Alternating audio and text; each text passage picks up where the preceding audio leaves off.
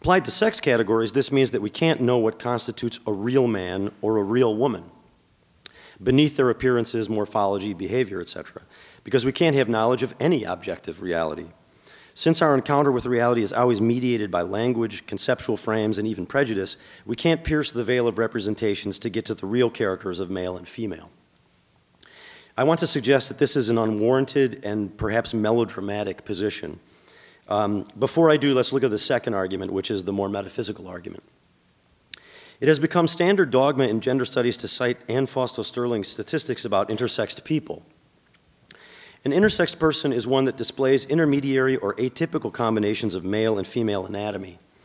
Ambiguous genitalia, for example, can make it difficult for doctors to determine a sexual category for a newborn, and frequently a sexual assignment surgery will be done to clarify the sexual identity, constructing a more definitive vagina or penis, for example.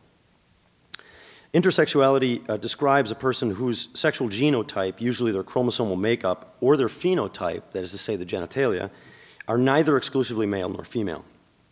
It is extremely rare to find both testicular and ovarian tissue in one individual, but more commonly, a person will have a male chromosomal pattern, for example, XY, but they'll have hormonal abnormalities in utero, like adrenal gland problems, in which case you get the growth of external female genitalia. And vice versa, XX females will get abnormal doses of virilizing hormones in utero and develop a mock penis. The existence of intersexed people has been well known throughout human history, and they have enjoyed elevated social status in some societies, though not many. More often, they've been persecuted. In ancient Roman law, it's actually written in the earliest Roman documents we have that if you find a hermaphrodite, you should drown it immediately. So obviously, these people have suffered quite a bit of prejudice over time. But in all previous times, it has been assumed that such exceptions, such intermediary sexes, are rare. They were exceptions. They were atypical. More recently, however, Anne Fausto Sterling has argued that such intersexed people are much more widespread in the population than we previously believed. She has led a new wave of social constructionists to argue that the male-female sexual binary is really just a shaded continuum, the poles of which represent traditional masculine and feminine physical equipment, but the vast middle ground in between is all manner of biological mixing. If this is true, it lends credence to the idea that even biological sexual identity is conventional. We are all biological intermediaries, and there are no fixed kinds.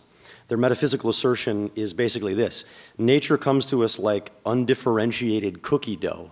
I know this is a lame metaphor, but just follow me. And we use science and unfortunately things like prejudice as the cookie cutters that just sort of like arbitrarily assigns categories for this rather more diverse continuum. I think this argument is also off the rails, so let me give my counter-arguments quickly. Is sexual dimorphism just an artificial imposition on a metaphysical continuity? Anne Fausto Sterling has put the figures of intersexuality very high, almost 5 million in the US. So what Fausto Sterling is saying, 5 million people have this blending of sexual equipment. Leonard Sachs, with the Montgomery Center for Research in Child and Adolescent Development, puts the figure around 50,000. So that's a huge discrepancy. A high number would help validate Fausto Sterling's belief that gender is a social construction rather than a biological fact. But scholar Carrie Hull has definitively shown that Fausto Sterling did indeed inflate her numbers. Maybe it was a mistake. It's unclear.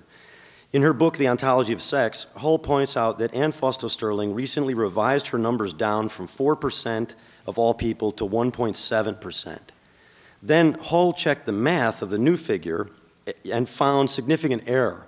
So Hull used the same data as Fausto Sterling and places the number at a mere 0.3%.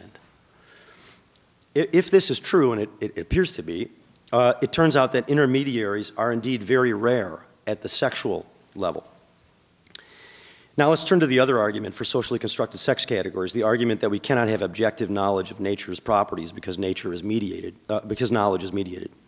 Like the social constructionists, I accept the fact that knowledge is mediated. Everyone has known this since Immanuel Kant first showed how all experience is shaped in part by our mental and perceptual faculties. But the fact that experience is open to different interpretations does not eliminate objectivity. And the fact that science is fallible and lacks certainty does not render it just another political power discourse. Yes, even so-called facts have some mediated aspect, but while a theory of blood circulation might employ metaphors and models, it is not the same as a political ideology or a performative creation. Science has always functioned just fine without certainty. The expectation that science should be an indubitable mirror of nature and that it has failed to live up to this expectation betrays a naive view of science. And my view is that this is sort of the dominant view in postmodernism today. We may not have a God's eye perspective on nature, but that does not mean we are blind. The mediation of our knowledge may prevent perfect reflections of nature's exact contours, but nature does come to us in discrete forms. And sex, the difference between men and women, male and female, at that biological level, I believe is one of those discrete forms. And only radical skepticism suggests that we must arbitrarily impose sex categories because we can't be certain about our perceptions. The real reason why this new wave of feminist thinkers is trying to throw doubt on science generally and female nature specifically is because of a long history of prejudiced essentialism. When sex categories are supposed to be fixed, then anyone who does not fit neatly in the boxes is seen as an outcast. That is a lamentable history, and that is certainly a conservative use of the notion of fixed essences. But recognizing that nature has definable contours and categories is not inherently conservative. It can easily buttress a liberal, tolerant ideology. The solution is not to argue that there is no such thing as normal or abnormal, that there's nothing typical or atypical. Instead of arguing that nothing is normal and we're just making it all up, we should learn how to celebrate diversity and uniqueness for what it is. People who do not fit into traditional gender or sex categories should be able to say, I'm different and different is great. There are ordinary sex categories, but we should celebrate the extraordinary, the extraordinary. In that way, we don't have to get rid of reality just to make sure people are treated with respect. Tolerance is not premised on a denial of reality, but a better interpretation of the facts.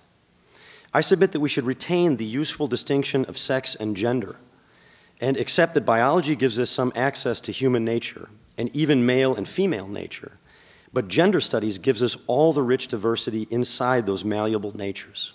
Thank you.